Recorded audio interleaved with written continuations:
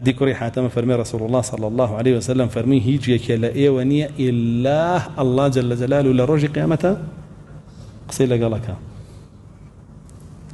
ابن عليا هي وقت خوي مناقشة لقال إمامي شافعيك عشان مناقشة لقال إمامي شافعيك دعي إمامي شافعي كافريك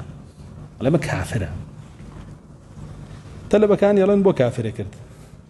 زي إمامي مزنية فرمي كوري خوم منو أولى لا إله إلا الله يكون أبينه من أليم لا إله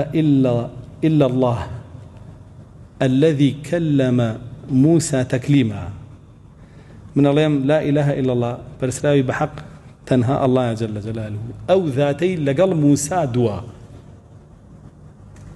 لقل موسى قسي كرد أولي لا إله إلا الله الذي خلق الكلام ثم أنطقه به مع موسى أولي هيش برسلاوي بحق نية أو الله نبيك كلامك خلق كرد لقل موسى بدوه يلا شوان منو أولى لا إله إلا الله يكوى بينه ها من أولم لا إله إلا الذي على العرش أولا لا إله إلا الذي لا مكان يسمنه أو شون لا إله إلا الله يكوى بينه شون كوى بينه دي كوى بينه يأخذ اتحاد حلول يقال في كل مكان شون كوى بينه يسمى يقول أبينه لا إله إلا الله تبولي تفرقوا كله بابا تفرق أصلا أو لا إله إلا الله إنك رسول الله صلى الله عليه وسلم هنا بيتي